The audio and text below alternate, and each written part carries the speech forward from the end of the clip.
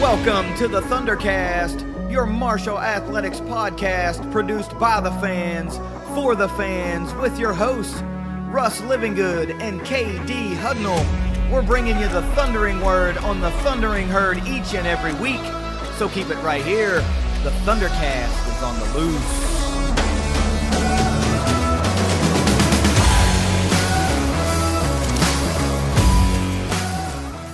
Thanks for downloading another episode of the ThunderCast. You can follow us on Twitter at ThunderCast_pod. Links to all of our social medias are in the description to every episode. We make it really easy to follow us on TikTok and Instagram, Facebook, and of course, we would love it if you bookmarked ThunderCast.online. It was a very successful week for herd athletics this week.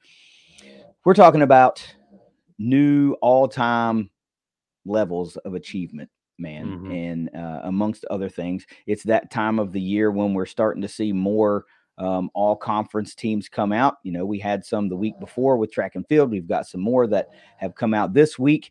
And yeah, I'm going to go ahead and say it in the outset because I know some of you folks have picked it up in other episodes. Yeah, I've got the dog in here. So if it's either she's going to scratch at the door or you're going to hear her potentially snoring throughout the episode. So if that's what you hear, that's what it is. My lazy dog snoring right behind me.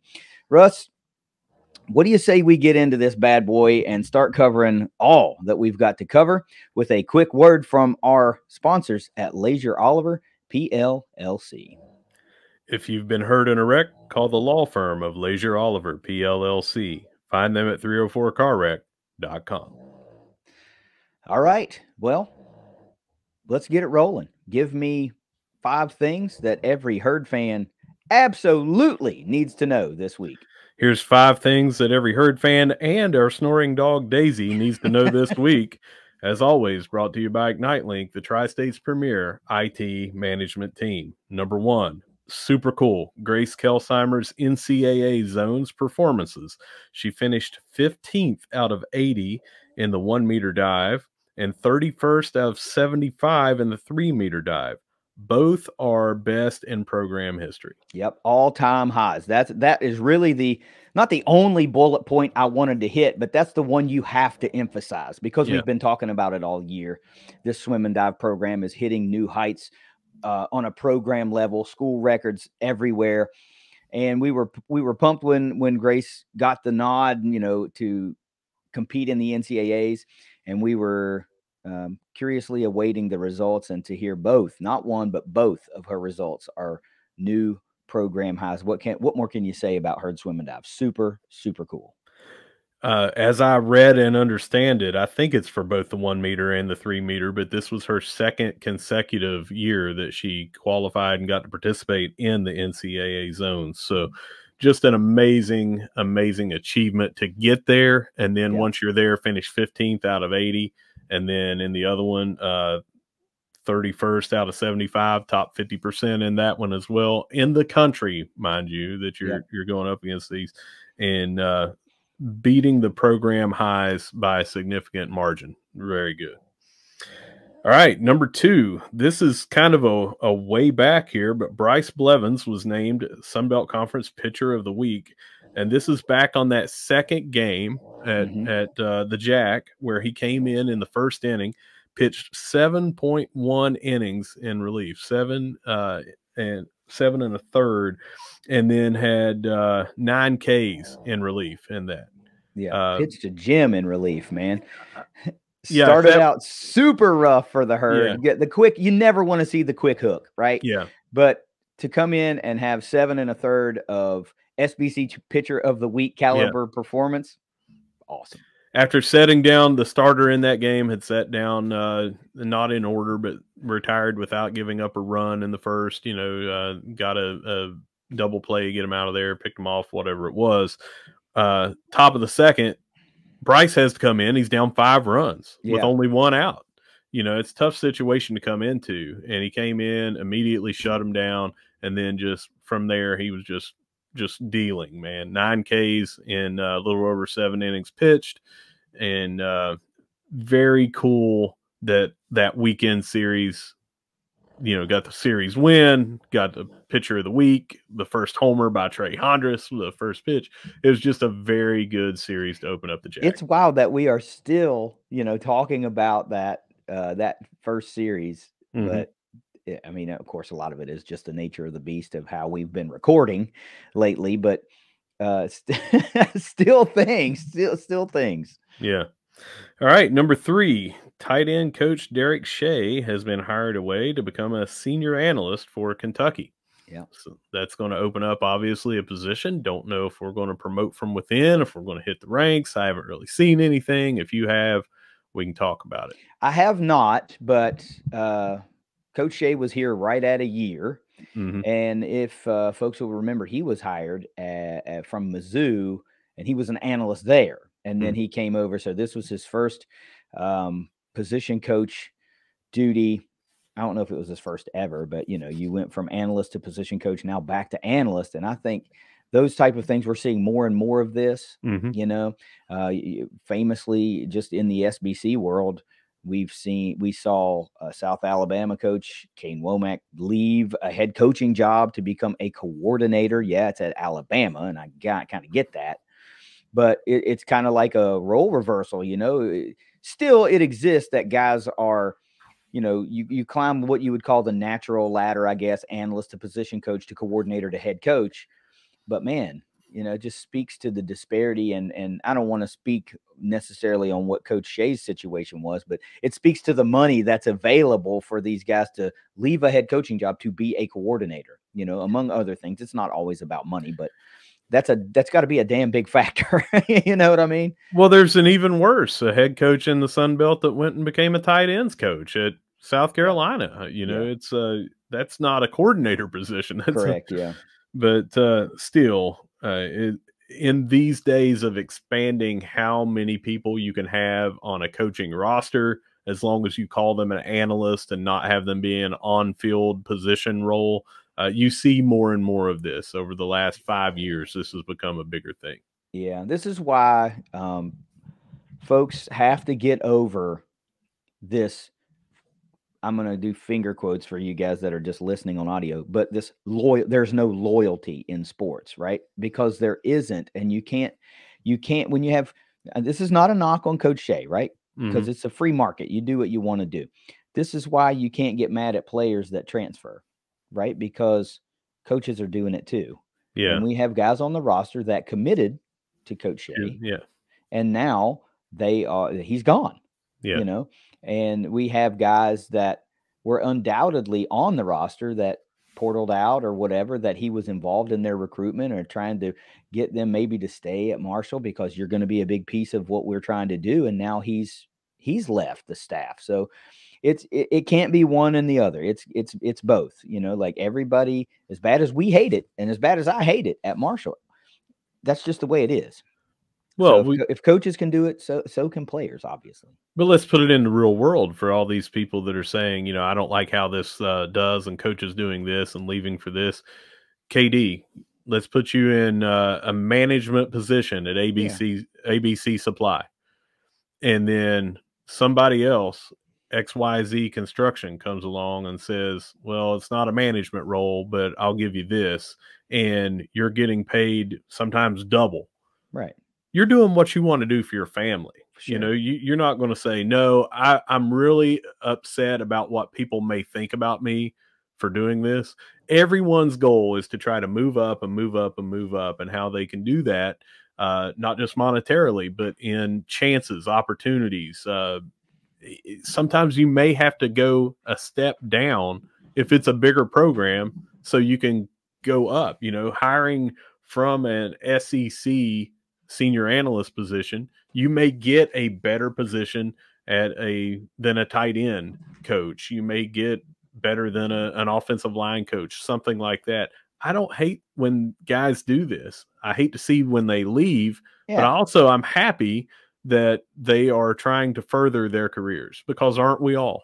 Yeah, I hate that it happens. Right. Because but you don't get mad at them. No, I can't. Yeah. Like, what the hell? I do the same thing, right? If I'm unhappy, or not even unhappy, if it's just an opportunity that that's out there, we're all going to take it. And we just take it a little bit more personally because it's our team. It's Right. our college. We don't even take it necessarily as personally when it's the pro team that you like. Right. It's that Marshall is connected to us. It's a part of us, and we love it. So we don't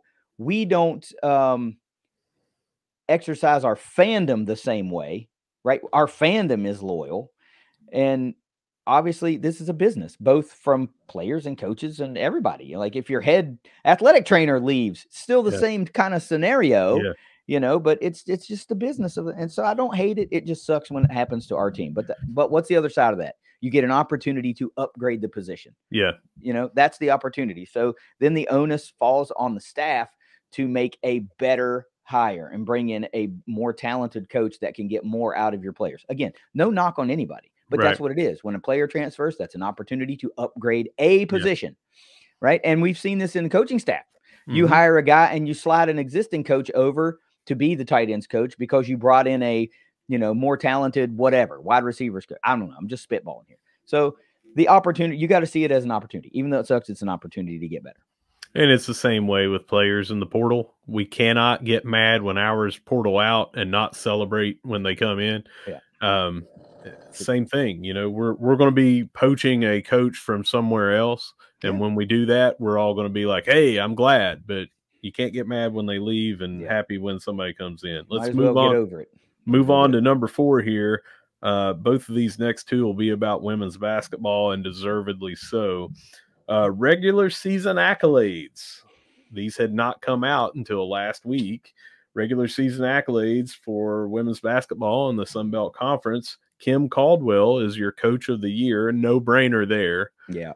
What I was happy to see was Abby Beeman player of the year. And we had speculation that they would not reward her, who is so deserving of this, because they would say, well, there's several on the team that are kind of taken away from her. Whereas someone with a much worse record team might be their only player that is putting them there. You see that all the time in MVPs in the pros. You see it all the time in player of the year things. They did the right thing. Abby Beeman, player of the year, deserved. And also Brianna Campbell makes the 3rd team All Sun Belt Conference. Thoughts on those? Yeah, let's start first and hit these kind of individually. Sun Belt Conference Coach of the Year, Kim Caldwell. No brainer is about as the only thing you can call that. And just like I've said in other sports, I think this puts pressure. Like we talked about women's soccer and the success of men's soccer, kind of putting a little bit of pressure on it because you can have that kind of success in Huntington. Well, I think Coach Kim coming in 1 year. Now, what we will talk about later, setting an all-time women's basketball program record for wins, because that has happened. But she's coach of the year. That proves that even at Marshall, you can have a 1-year turnaround, and that puts pressure on other sports, I feel like. But Coach Kim is who she is. She knows who she is, and she believes in her system, and it works. And it's proof of that. Proof of concept is this year. You cannot have they didn't put the voting out, but I can't imagine, unless she didn't vote for herself, that it wasn't about as unanimous as it can be. I mean, G-Money, Christmas, starting preseason 9th and just ran through the Sun Belt Conference with not a full complement of her own recruited players. But it does, again, speak to the fact that there was some talent here on the roster already. She maximized the talent of what was here because we've seen that line-changing substitution style that she likes to do. I am thrilled for her. 1 for 1 in Sun Belt Coach of the Year awards. Now, remember, guys, we got her under a 7-year contract. So just for argument's sake, let's say that plays out. Well, you can't go 7 for 7 unless you go 1 for 1. All right? Yep. Great first season. Abby Beeman. Unquestionably the best player in the conference, bar none, even in the system that we play. Okay. Yeah. Even in she's not going to be leading the conference in scoring, but she's the best player. If you pluck her out of the Herd's offense, they will miss some beats. But if you pluck her out of that offense and put her on any other team, she's probably the best player on that team too. And that has to count for something. all those of the week awards, keep them, because this is the one that really matters. First team all SBC player of the year. That's all that matters. And folks, she's a West Virginia gal, right? And vastly under recruited out of high school. You got to love the story of Abby Beeman. Plays at D2 Shepherd for a couple of years, comes to Marshall under head coach Tony Kemper. Then Tony leaves and Kim comes in, and Abby just got better. She was awesome last year. She was even better this year.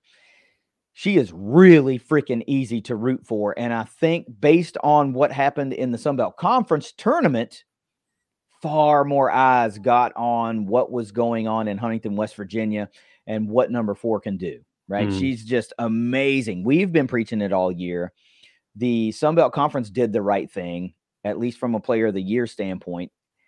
But nationally, holy moly, the eyeballs that got on her, the tweets that are coming out from other coaches around the country about this Herd women's basketball team, you can tell nobody was really paying attention nationally until tournament time. And now I don't think anybody wants to be the team that has to match up against this Herd in the NCAA tournament, just like we had said before. And then you get Brianna Campbell, also former D2 player, was with Kim at Glenville. She comes over and is a third team all SBC selection, also very well deserved. I don't think it's any coincidence that our two, what you would call point guards, are the ones that get recognized because of the distribution that they the all around players that they are. I mean, they are just the cogs that really make this Marshall machine go. I will say that I'm a little upset that we were by far and away the best team in the conference and only got 2 selections when there were other teams that didn't have the success that we had, that had more players on the all conference team. That does make me feel some type of way, but Abby's all conference and player of the year selection kind of mitigates that a little bit.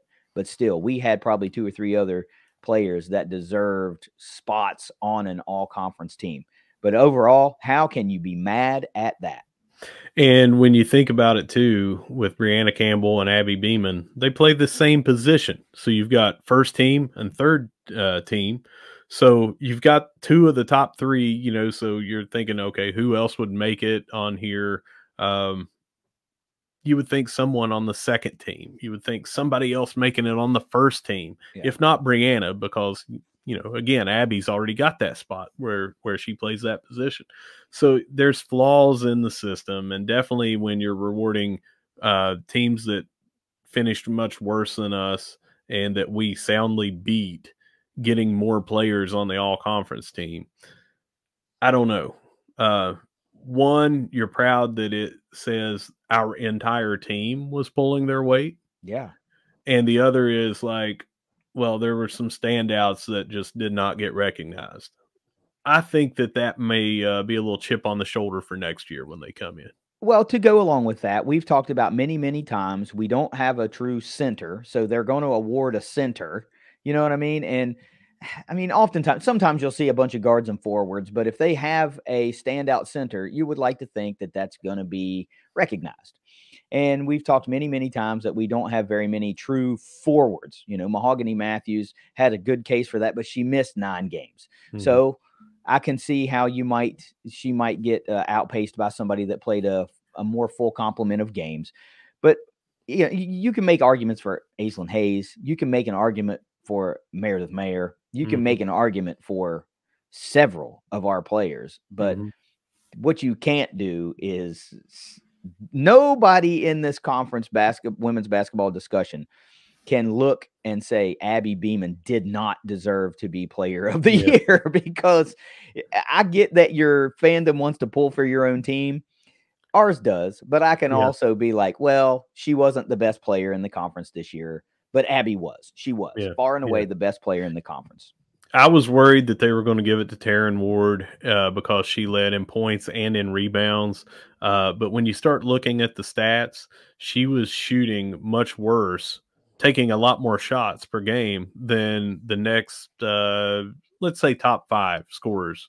You know, that if each of those scorers were taking the same number of attempts and keeping their shooting percentage, they would have outpaced her and led in that. I'm not taking anything away from Taryn. but or Tara, I'm sorry. No, it is Taryn Ward. Sorry, but anyway, you've got the stat heads that just want to look at, like, you know, Overall numbers, home runs in baseball or whatever, yeah. you know, but that might not tell the whole story, you know. Touchdown runs, you know, but if you're giving it to the guy like Jerome Bettis used to get it on the 1 yard line, and he had 3 touches a game and he had 3 touchdowns, but he always got it on the one, he might not be as valuable as someone that is getting them up and down the field, you know. So you got to dig a little deeper, and when you dig, the straw that stirs the drink, Abby Beeman was clearly your player of the year, and I'm glad they got that one right. Yeah, me too. She deserved it. All right, number 5, like I said, keeping with women's basketball, by now we all know we won. So here is the tournament MVP, Abby Beeman, again, deservedly so. But also Meredith Mayer was also on the all-tournament team. Right. See, that's what I'm saying. She fell under the radar so much because she developed over the course of the season. I mean, and she got hot early, you know, about a third of the way through the season. She found the groove, and she got hot, and you could count on her to hit, you know, 4 or 5 triples for you a game, and you know. And she was thrust into taking over the role of going down to that true 4 where Mahogany Matthews was out. And so she got thrust into the starting lineup and had to play out of position instead of on the wing, down low in the 4, and sometimes guarding our 5. So that's when she caught fire. Yeah, she really showed her versatility as a player. You know, she was being asked to do things that she wasn't originally slotted to do at the beginning of the season, and she's one that's also easy to root for, man, because it's going to be really easy to be overshadowed by the player of the year and the tournament MVP. But we had, again, so many players on this team that just held their own. You know, they would have been stars on any team in the conference. And you know, we have a lot of talent in Huntington, West Virginia, and we're going to be losing a lot of talent, you know, but Kim's already got a solid recruiting class ready to come in. This is going to be a fun program to watch for, geez, probably as long as she's here, you know. But Abby Beeman with really the trifecta, maybe the whatever you call it. I mean, first team All SBC Player of the Year, now SBC tournament MVP. Man, she knows how to make the most of her final opportunities in a Herd uniform. And now we await selection Sunday for that seeding.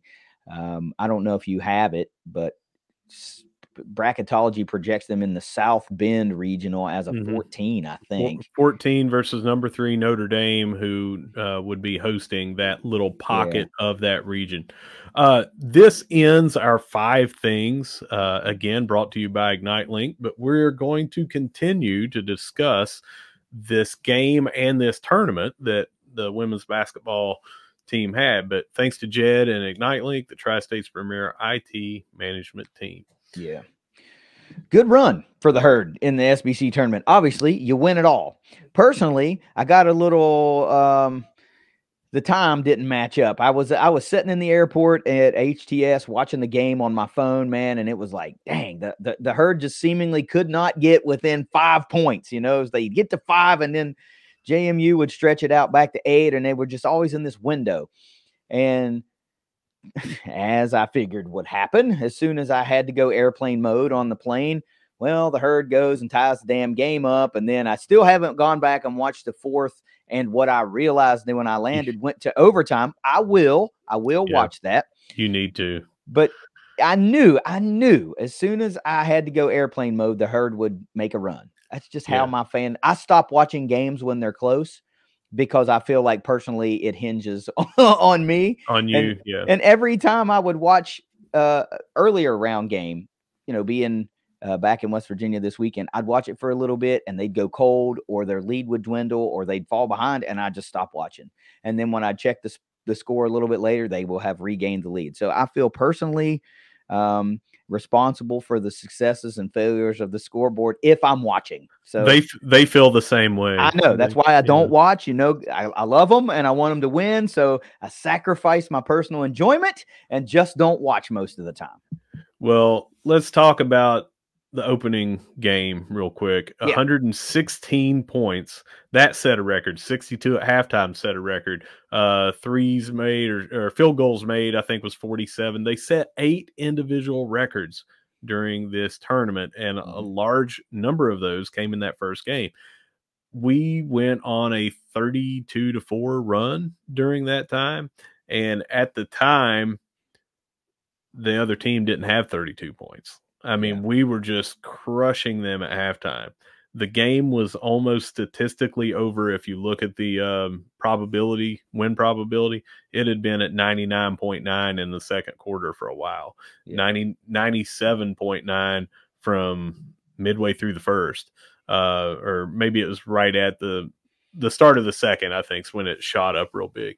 We went on a huge run, a couple of huge runs, and it 116-74, it wasn't even that close.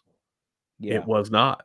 You call the dogs off, man, because why are you out there taking a chance? You've got a bigger prize ahead. You know, this one's well in hand. There's no way the clock allows that large of a comeback. It's like even if Marshall would basically dribble down and turn the ball over or just run, get a 24-second violation or whatever, it just it wouldn't have mattered, So call the dogs off. You cruise to a victory, and then you keep your eyes on the big prize. One of our JMU friends who became a friend came to the tailgate last year and was with us. He went to the tournament. He sat front row, and interacting with him on Twitter, he said to me, "This team is fun to watch." And just their style of play and everything. He's sitting here watching, them blow a team out by 40, not early in the season, in the tournament. That's what is so impressive about this, is they just came in and said, here's what we can do. So that's when they were hitting their shots. They were firing all cylinders. The next 2 games, they were not. They weren't shooting very well to start either one of those games, and they got behind, and they had to do what they've done all year long, which is come from behind.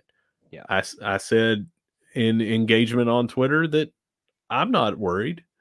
This is what they do. This is what this team is built for. This is what they've had all year long.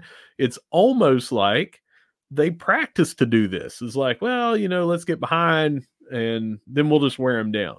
I know that's not what we're doing. The coach never says that, but what she did say, the announcer said, if anybody did not catch this, Coach Kim said, I prefer when we are behind. I prefer that we have to kick it into high gear and everything. So to me, she has the utmost confidence in her system, in her team, and they do as well, because they've done it all year long. They've shown that, okay, now we're down. Let's do this. Let's do that. When 99% of other teams would get frazzled and just try to eliminate a 10-point deficit in 2 trips down the floor, which you obviously can't do. This team is disciplined and consistent in their system, and they don't play like their hair's on fire, but they play at that same accelerated, aggressive pace that they're just accustomed to playing with. And so they are willing to take a few trips extra down the court and chip away at your lead and think, all right, you guys miss a couple of shots, we're going to hit our shots, and we're right back in it. They don't panic. Panic is not really in their vocabulary. And I think, honestly, this championship game is what should really drive that home for everybody. Like, they don't get shook, because they should have been. You would think, like, man, I'd be nervous as hell. Like, our shots aren't falling. Like, it's getting late in the game. We just can't chip away. We regain the lead, and then we lose a lead. You know what I mean? It was, I mean, really, really, really, they were kind of backed into a corner there, and they fought their way out of it and forced a tie. And then overtime, at that point, you're thinking, okay, well, we got you now. Even without Abby, that's kind of what I thought. Abby's gone for the entire overtime period, and even without her, we just took over. Yeah. And I tell you what else stands out to me. It should stand out to any basketball fan. 8 of 46 from behind the arc. Marshall's shots just were not falling for this whole game to the tune of 46 3-point attempts, and you only hit 17% from behind the arc. That ain't normally what happens for Marshall. I mean, they're always hovering around that 30+% range, and just imagine what this score would look like if they were at that 30+ percent range. I mean, dang, you're talking about another, 12, 15 points on the board just in threes alone. They chucked up 99 shots total, which is nearly double of what James Madison chucked up, and still only shot 30 of 99. So right at 30% from the floor overall. That percentage is usually higher for the Herd. I mean, they were out rebounded. JMU was better from the line. All of these things, yet Marshall stayed with their game plan, had to do it without the player of the year on the floor, and still somehow made it happen. But remember, Russ, we talked about the lone conference loss against James Madison was one of those games without Mahogany Matthews, and we needed that presence down low. They killed us. It was just a total mismatch in that game, and we knew, okay, if this turns out to be the final, which it was, her presence is going to be massive in this game, and that's exactly what happened for the Herd. She played a phenomenal game. The stat line doesn't blow you away. She had 10 points, 4 rebounds, but just being there, the body down low, being there really helped. 5 blocks, and that is the stat line that really pops out at you. She played 28 minutes, so close to half the game, more than half, actually, at 45 minutes total the game was, but still didn't play like 32 minutes, 40 minutes, things like that. She had 5 blocks. That is what we did not have in Huntington when they had so many points in the paint. It seemed like they had 85% of their points were just down low points in the paint, throw it down there. We didn't have anybody to guard them. If they missed, they got the offensive rebound, put it right back up. This game was not that way. Yes, they out-rebounded us. Yes, it was close. But when you're putting up 99 points or 99 shots, almost double what theirs are, they are supposed to out-rebound you. They are supposed to get more defensive rebounds than we get offensive rebounds. So the law of averages just said they were going to out-rebound us. But it was so close. After early in the game, it was not close in rebounds. Our girls started hitting the boards, getting these second chance opportunities. We got a lot of offensive rebounds. I don't have the stats in front of me. I'm trying to remember, but it was a lot for us. 33. 33 was what was in my head. I just didn't want to say that. Meredith Mayer hit for 20 points, hit at one time 4 out of 5 3-pointers. She just seemed to be in the zone. She did miss the one that would have won the game at the end of regulation. But you couldn't ask for a bigger time to step up. And right when she stepped up is when we took off. We went from being down to tying it up to go into the fourth quarter. And then we were up by 10. Then they come back and they take the lead, and it's back and forth. This game reminded me, if you ever go catch it on ESPN Classic, or if you can remember it almost shot for shot, I can remember it. I've watched it so much. Kentucky versus Duke in 1992. Going way back. the runs in that game, someone would be like, here's a 17-5 run, and they would be down. That's what this game reminded me of. Heavyweights just throwing haymakers at each other, and the other team would not go down. They just kept coming back. And props to James Madison, props to their coaching staff, props more to our coaching staff and our players. But that was a hell of a game. One of the best games that I've seen in the last few years. And you, KD, really do need to set some time when you can to watch that fourth quarter and overtime, because the game that you watched up until then was good, and then it just got that much better. Yeah, well, I know, because as soon as I landed and flipped back over from airplane mode, all the responses to the tweet where I said, wheels up, I got finish strong, I can't watch the end of it. It was like, oh man, you missed this great, you know. And so I know it's out there. I'm gonna go back and watch it. But I want to do one thing before we move off of this, because I don't want to make it seem like James Madison just outperformed us at every level. They did not, right? Marshall, like you said, offensive rebounds 33-17 for a team that average height wise is much shorter than JMU. Now, defensive rebounds, they killed us. It was damn near 3-1. So 2.5-1 ratio.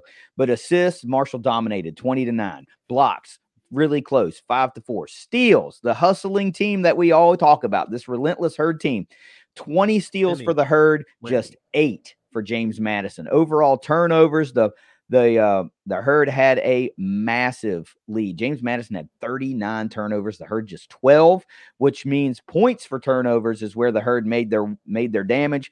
4-1 scoring ratio, 48 points off turnovers for the Herd, just 12 for James Madison. So I say that to say this: the relentless style of play that we've come to know is really what won this game for Marshall, forcing and creating points when the shots weren't falling.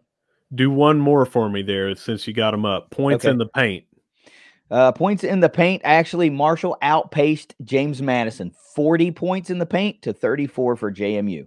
And here's what happened. In Huntington, they were killing us down low with those points in the paint. If you go back and look, I'm telling you, the highest percentage of their points came from points in the paint. It did not in this game. We mitigated that, and a lot of that was our presence and our game plan with Mahogany Matthews down there, but also the way that we just attacked them with the defense. But the thing is, when we could not hit the outside shots in that zone, right in front of the free throw line in the middle of the paint was where we were open, and we started hitting that, and that's how we were able to hang with them when we could have been blown out starting 2 for 13 from the field or whatever it was, 1 for 18 at one point from three-point land. And we were hitting those shots, that mid-range jumper right in the paint before you get to the free throw line. So just absolute masterclass in not giving up, finding ways to win and to stay in it. So I brought them up real quick. The points in the paint disparity from the loss to James Madison. James Madison had 56 points in the paint of their 72 total points in that game. 56 of them came in the paint. The Herd had just 26 in that loss to JMU in Huntington. Look, this team is gutsy, gritty, resilient. They know who they are, and they trust who they are in any scenario. I don't think they look at any discrepancy, any amount of points that they're looking up at like, man, we're out of this game. I just don't feel like they are. I mean, unless it's something crazy and like nothing's falling and the other team's on fire and they're down by 40. You know what I mean? But I feel like if they think we're within 20, we can win this game. You know, still handily. We can go on a run and be down by 20 and win by 25 or 30. They did that earlier this season. But it ain't going to be like that in the tournament. That's right, in the NCAA tournament. Yeah. So I feel like they're confident in who they are. And right now, I mentioned this a couple weeks ago, it really looks like it's going to be Chris Grassi and Kim Caldwell punching it out each season to see who's going to own the real estate of most recent SBC championship. And I got to be honest with you, kind of freaking here for it. Final words on this basketball program and Coach Kim Caldwell. She comes in here. She doesn't have her full recruiting year to get everything in place. She comes in. She retains a lot of the players that weren't brought in for this type of system. Now, obviously, they excel in it, but she coached them up, got them to believe in this system. They went through adversity like we have talked about on here. They lost their leading scorer from last year and the first 6 games of this year. Rashala Scott gone. Mahogany Matthews goes down for a significant portion. That is 40% of your starting lineup that you had to start the season is not here. And they went 17-1 in conference. So here's what I'm saying. First year with all of that, Coach of the Year, regular season Sun Belt championship, Sun Belt tournament championship, most wins in program history, going to the dance for the first time since 1997. What more could you ask for in year one from this coach and this team? I'm just blown away. I'll tell you what you didn't mention, and that's all-time attendance record for Marshall women's basketball. So that's what you accomplish. Also, the Herd universe turned out for this team. I think once they realized, wow, okay, maybe this is kind of something, they started and they kept turning out for the games. That to me is one of the top tier things, because that's not anything that I can't impact Abby Beeman being player of the year. I mean, I can get on this podcast and talk about how great she is and stuff like that. I can't impact Coach Kim being coach of the year. You know, I have zero impact other than maybe like my donations to this team going to the postseason, but I can impact people going to the game. And to set an all-time attendance record when we've been playing women's basketball for a long time, I like that one. That's awesome. I love the wins. I love the championships. I love the postseason accolades and player of the years and all conference and everything. But I really love that. Means we're doing our job. You know, we're helping get butts in the seats, and that's the number one goal of this show, is to get more fans to more games for more sports. And we set an all-time attendance record. I'm not taking credit for it, obviously, but that happened, and that is super cool. Pretty sure they said they doubled last year, or right around doubled last year. I can't believe it's not more, honestly. Yeah.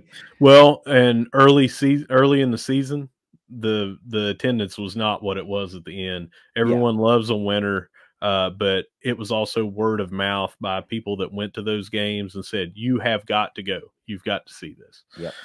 All right, let's move on to Around the Herd. Let's take it the rest of the way around the herd. Let's go to track and field first. Some signings here. Don't really have a lot of info when we're talking about track and field. We've said this a lot.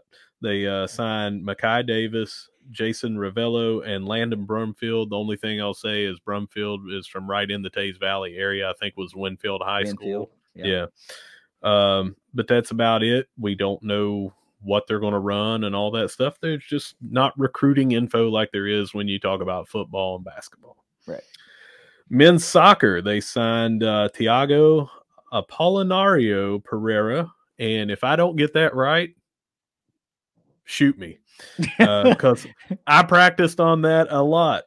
And then on top of the spring league, after victories over Ohio State and Louisville, remember you get 3 points for a victory. We are setting at 6 points. Second place, not only in the division, but all of the spring league, is 3 points. So we hold a pretty good lead over that. And that's always good to see. Other games that they may have will not really have info until someone that goes to them puts it out there. Right. Keeping it on the pitch, women's soccer, they signed Kasia Ekstrom from, I can't remember where that was at. I didn't write it down, but Alice Johansson from Sweden. So got a couple of international flavor here that new coach has brought in, Rafa Samos. So maybe be seeing more and more of this, like we had talked about with Chris Grassie's method, and Samos being from that Grassie coaching tree, that he may go that same route. So good to see some recruits coming in. Before you move on, hot off the presses, as of 31 minutes ago, another signing.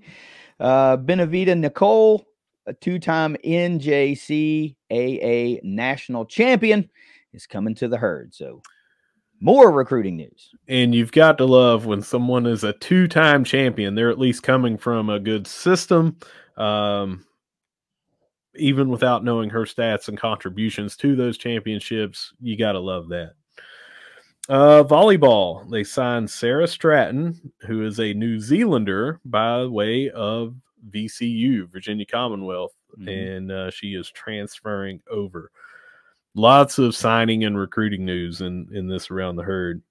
All right, now we're getting into some results. Tennis, they lost their conference opener at Old Dominion 5-2 this weekend. They picked up their lone win, traditional win, was from Johanna Strom in singles, but there were two forfeits, one in doubles and one in singles. So we ended up with 2 points in the singles. That gives 5-2 overall loss. If you remember, Old Dominion ran the conference tennis game last year. So that's a tough one to get matched up with in your SBC opener. Because, you know, just like most sports, I mean, we've played a lot of tennis already, but you always find another groove when you're, you know, getting middle into the season, and it would have been better to maybe get that matchup with the two teams we mentioned we would be looking up at least based on what happened last year, James Madison, Old Dominion. So it kind of sucks to have to get Old Dominion out of the gate. That's not one you want to be looking up at. You would like to have been able to, you know, maybe catch them later in the season, especially when you talk about a couple of forfeits. So that ain't going to help the cause at all. But I don't know. Old Dominion was class of the Sun Belt last year. And, you know, what were they, like 5th ranked or 9th ranked or something like that? They're good. They're damn good. Yeah. And you don't expect a program like that because that wasn't a 1-year leap up. They've always been traditionally pretty good. You don't expect a big drop off, so you expect them to be the class of the conference that everyone's trying to beat. We do host Troy on Friday at Barboursville, and then Georgia State on Sunday. So if you're in the area and are able to go up, you can get a good look at our tennis team. Men's golf, rain shortened the Sea Palms Invitational to just 2 rounds in St. Simons, Georgia this weekend.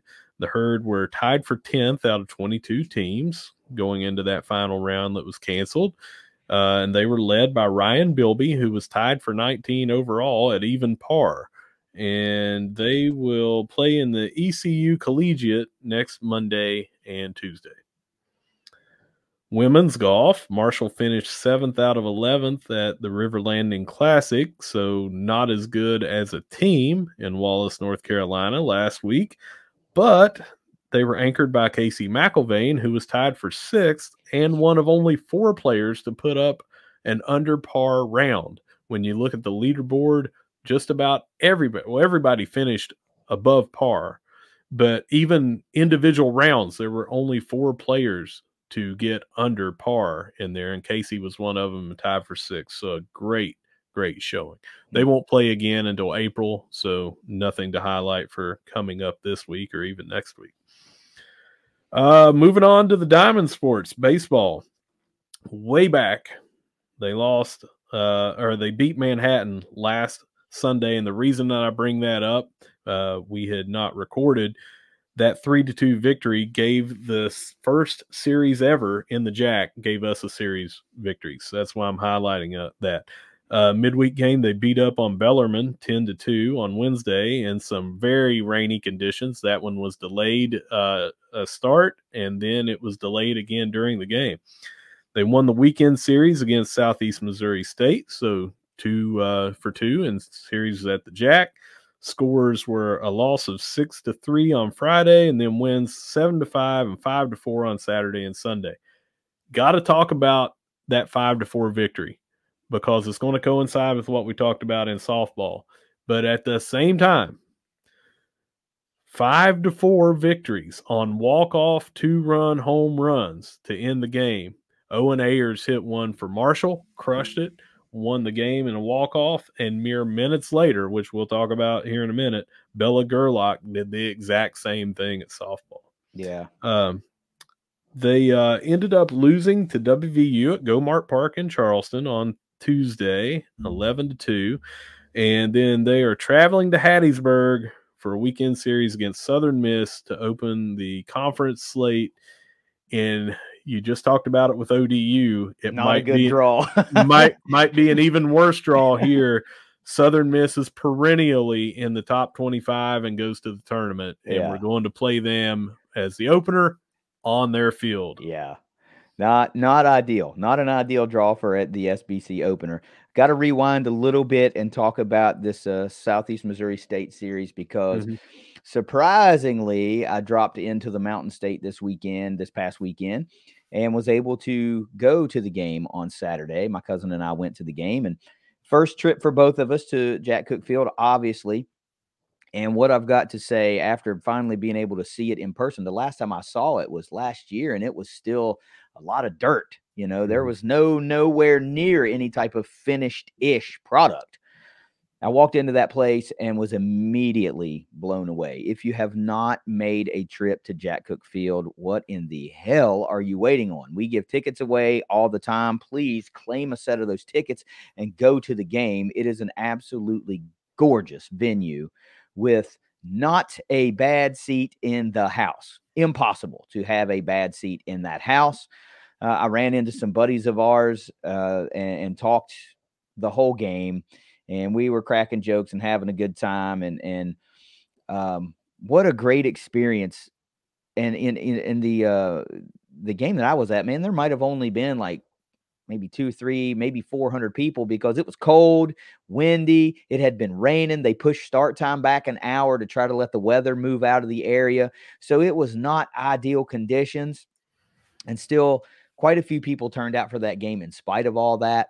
But I'm telling you, when the weather breaks in Huntington and you've got those weekend series and the sun's shining, man, you guys might as well circle some games on the calendar now and make plans to be there, because it is going to be something awesome to have in Huntington. I talked a little bit with an acquaintance that we have that shall remain nameless about maybe some of the things that might go on with the minor league team and what they're trying to hope to do with that. And that looks like it's going to be a real draw for fans in the area as well. Not just, of course, Marshall fans, but in the tri-state. But from a personal level, I can tell you now, I can speak with actual conviction that this is a real asset to the city. Mm-hmm. It's a real asset to the city, and you've got to get out and support it. Go to a couple of games. Man, it was so cool to see that place. I found our brick. You know, you'd done it on the weekend series. I had to go do it because, you know, my father-in-law, we made the brick for him. And I even saw, while in search of his, I saw the Living Goods, you know, out there. Look, and just a very visually striking place when you walk in, and you if you happen to have some of your Marshall pride kind of dwindle, walk in there and it just shoots that pride meter right back up, and your heart fills, because it's like, man, this is ours. You know, we have to travel somewhere to see something like this, but now it's right here in Huntington, West Virginia. And it's not even fully done, you know. I Yeah. mean, it's done to host games and, you know, without a hitch and stuff like that. But when you talk about what's probably going to come over the next year to 2 years as they finish these little final touches and everything, and it just becomes more intimate to you, it's something. Now, I got to say, too, I'm sure you saw the huge tent down there. It's a good time for us to plug the Dugout Club. You can get in for as little as $25 on the year. You get a really good email correspondence with Coach Beals, who will keep you up to date with the goings-on of the team and everything. But you get to go down and hit the pregame. So when there's a cold, windy, rainy pregame, nothing better than getting under a tent and talking Little Herd baseball. Now that helps. It was open. They have, it looks like they are going to be selecting maybe certain home series to you know, do the food and drink spread. Right, sure. So, as they should. Yeah.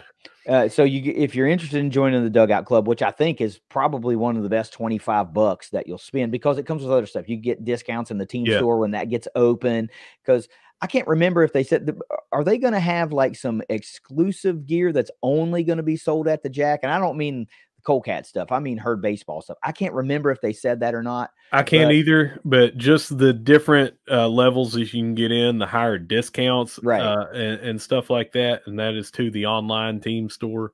That's clutch. But they did have, there is a team store at the stadium. It was not open. It is not outfitted yet. I was hoping to be able to get in there, but it wasn't open when I was there, and it didn't look like everything was on display. It did not look that way. They had it definitely for the opening series. Well, it did not look like it was stocked and ready to roll. I was wanting to go in there. They had Coldcats and Marshall gear, and people were buying the stuff. So yeah. So maybe they're restocking. Maybe that's what it is. They have to restock after the inaugural game, which is a good problem to have. But I gotta reiterate, you got to get out to a game. You got to get out to a series. Just put in to get our tickets. I mean, dang, man. I went and found our seats. They're great seats. They're above the visitors dugout a few rows back, about 4 or 5 rows back, right inside the aisle. I mean, we tried to get you guys some really good seats to go check out a game, but it does not matter. There's not a bad seat in the house. And then I will say this before we move on to softball. It's going to be a great segue for softball. Make an attempt when you leave the baseball game or before you go to the baseball game, depending on when first pitch is for either of those programs, you're stopping by both. It is FREE to go to a softball game. Free. Absolutely free. So if baseball pitch is later and the softball game is earlier, start there. Tailgate for a little bit, watch some of the softball game, and then go to the baseball game. Or hell, stay for the entire softball game and then go to the baseball game, and vice versa. Support, but it can't, there's no two teams that it's easier to support. They're right there. They are right there. So make sure you're taking advantage and cheering on this Herd softball team, because we've got players. You mentioned Bella Gerlach before, absolutely killing it this year from the plate. Bub Faringa keeps pitching gems. You know, Sid Bickle's having a great season. I'm not trying to give too much away, but just yesterday, one of your faves, Brooklyn Ulrich, hit a grand slam. I mean, there's a lot going on with a lot of players. And did you see the catch in foul territory diving from Brooklyn from second base? Her range is unmatched right now. From second base. Yeah. All right. So let's go over these scores. And again, we're going back to last Sunday from recording time, but they lost to Purdue 10-3 last Sunday. That's after knocking them off previously in that series. Then they lost to Ball State 13-9 on Thursday, turned around and beat them 5-2 on Friday, then lost the night game to Notre Dame 6-4 after rallying to nearly come back and tie that one up in the bottom. Rain caused the Saturday game to be canceled. That's the game you were at baseball. You were hoping to be able to do what you were talking about and go to both. And then on Sunday, they beat Indiana State 5-4 with that walk-off Bella Gerlach 2-run homer that we talked about. Yesterday's game up in Ohio in Athens, they picked up that 9-2 win on the backs of Brooklyn's Grand Slam that you mentioned. And this weekend, they kick off conference play with a 3-game series against Georgia Southern at the Dot. So Friday, Saturday, Sunday, you got 6 p.m., 3 p.m., and noon. Make it to as many of those as you can. Again, baseball is not going to be here. They're going to be out of town, so you don't have to worry about, well, I'll watch 30 minutes of this and then go watch baseball. Get your butts over to the Dot and watch the entire game. You got the Dot at night on Friday, 6 p.m., then Saturday at 3 and noon on Sunday. Bring a chair, bring a cooler, sit out in the outfield, totally free. You can go in, sit in the seats behind home plate, totally free. Sit in the bleachers behind each dugout, totally free. Yep, and added bleachers in the outfield, like you've mentioned before. I saw it for myself.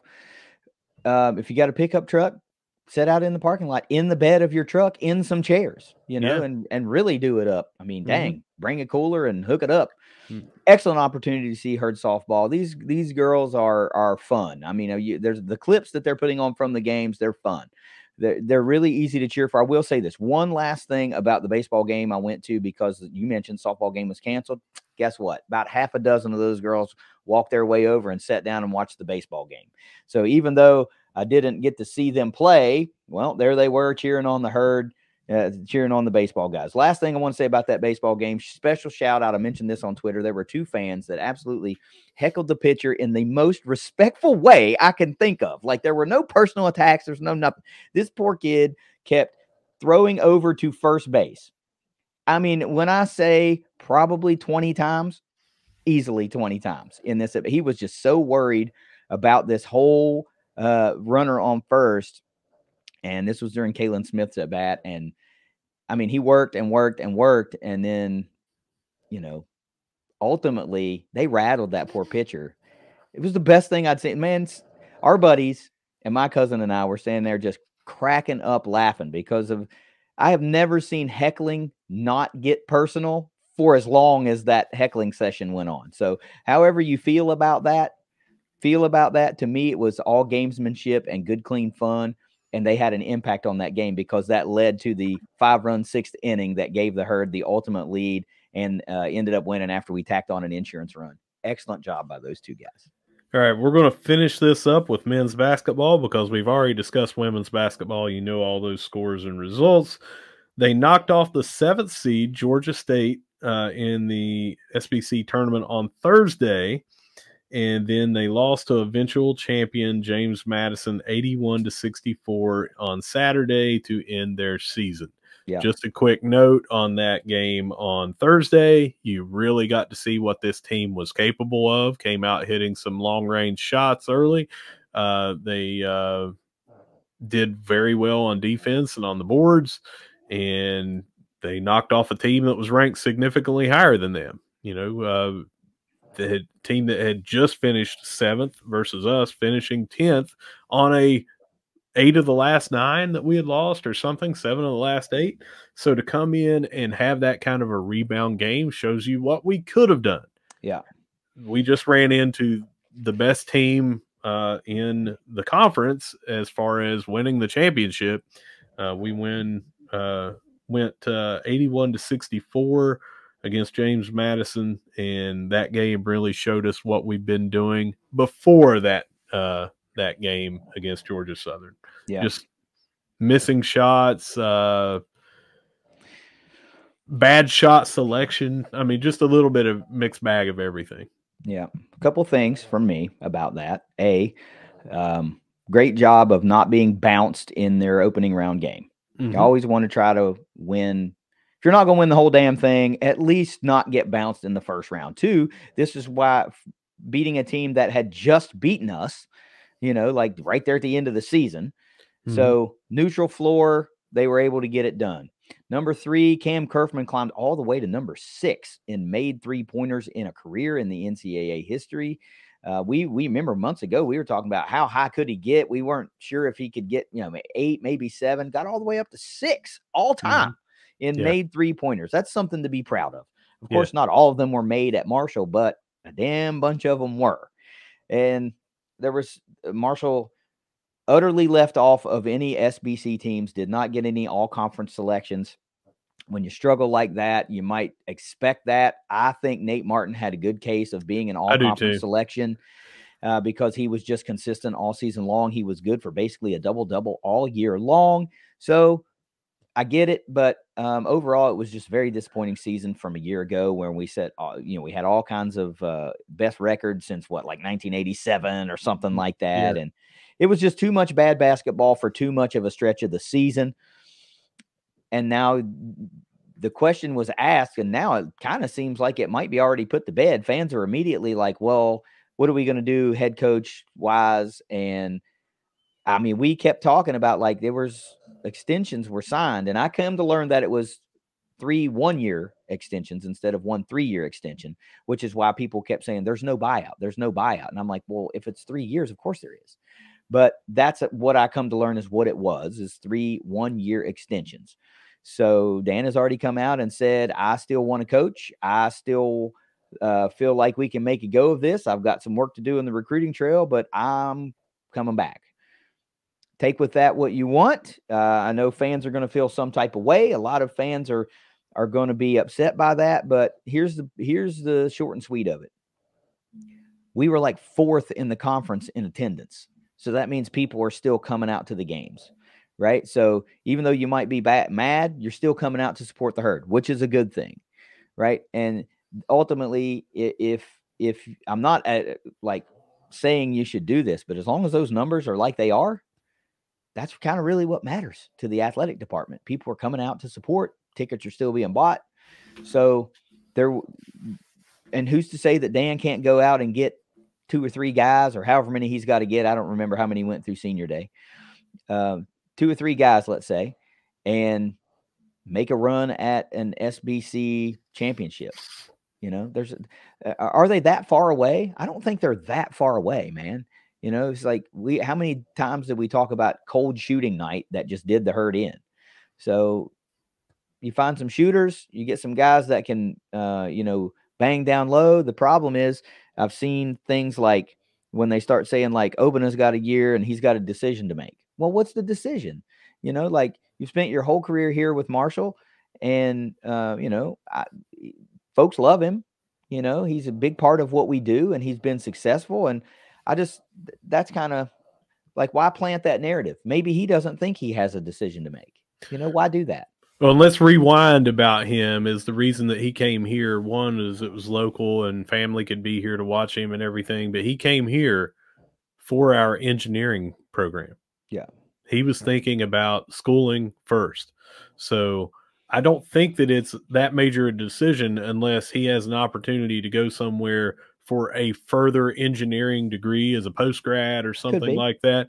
And that, I think, would play a bigger factor than saying, well, yeah, I want to go try my hand at UK or, you know, Louisville or somewhere else that's reasonably close, but a bigger conference, like Jared West did.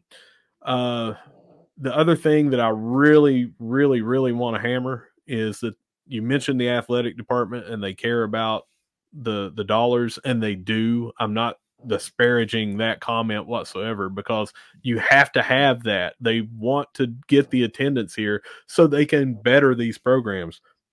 But they do also truly want to win in every sport. So we are not saying that's all they care about. What KD is saying is, when you're going, you are helping us to possibly get better. And that is what they care about in the athletic department. They need that. You know, no one in that athletic department wants to come in there in any sport and see an empty stands. Right. No one in there.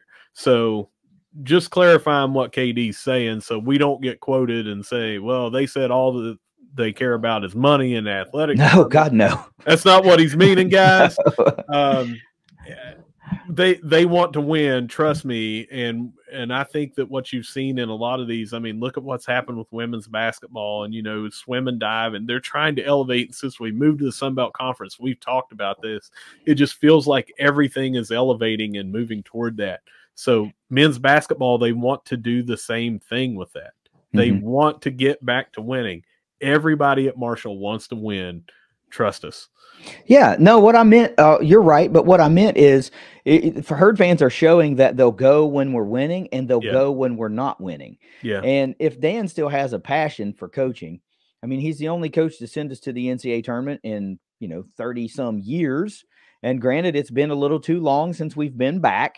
And you look at a team like James Madison and you go, well, they joined the conference when we did, and they've been to the tournament and now they won again. And, like, why not us? Well, I can't answer that question. I can't answer why not us. So that's where some fans start to get antsy. But what I would absolutely not advocate for is stop buying tickets. Don't do that. Keep buying tickets. Keep going to the games, because by you not being there, that doesn't really tell you that, or it doesn't do anything for the players on the court. They still have to. You only help them by being there, right? The energy that that even conference wide, they've come to know that Cam Henderson Center is a rough place to play. Lately this season, yeah, more teams than not were able to come in here and get a win, but it doesn't make the environment any less intimidating. We're loud, and we can control the pace of a game with our collective voices. So please continue to buy tickets. I'm just saying, until Dan basically says, I'm ready to retire, it's his job, and it's going to be his job through this season and potentially one more. So, yeah. All right. Well, that does it for Around the Herd. You got any final thoughts? No, the only thing I want to say is it was really nice to get back to West Virginia for a couple of days. I spent a lot of time with family, and it was nice to see some folks that I hadn't seen in a long time. It was really cool to reconnect with some of my best friends that live in Huntington that I only normally get to see about once a year. And I had no clue these guys were going to be at the baseball game. So they're at every one, by the way. I know. I have come to know this, but I didn't know that, because not growing up, but in college, we never went to baseball games. So I didn't think it was going to be a thing. So that was a really great experience. And I enjoyed seeing those guys, and I really enjoyed seeing the Jack. I can't say that enough. Good Lord, it's such a beautiful venue. And when that complex is completely done, the way it's going to integrate the dot and the jack together and everything involved, it's going to be tremendously awesome. So I've got nothing else. Just a big congratulations to Herd Women's Basketball for all the great moments that they provided us for this season, and we ain't done yet. Briefly, I just want to say that, you know, KD and I are committed to bringing you content as often as we can. And usually that's at least once a week, if not more. Definitely during football season, we've been hitting 2 a week. But things have been a little hectic with things going on in our lives, schedule-wise and stuff like that. So we appreciate your patience. And as you can see, I'm displaced back into my old studio right now because of some work going on in the new studio. But a lot of things going on, and we appreciate everybody for listening and engaging with us still, even when we hit these 9-day stretches where it takes us a little extra time to find time to get to record. But we thank you. Other than that, I'm going to take us out of here, and I'm going to say, whether you see us at the dot, whether you see us at the jack, whether you see us at the Joan, or whether you see us at the dot over there. Yes, I said it twice because it's important. When you see us at the dot, go to the dot. No matter where you see us, we're going to be saying, go Herd. Tell you where else you might see us, at the damn NCAA women's basketball tournament. We'll see you. Go Herd.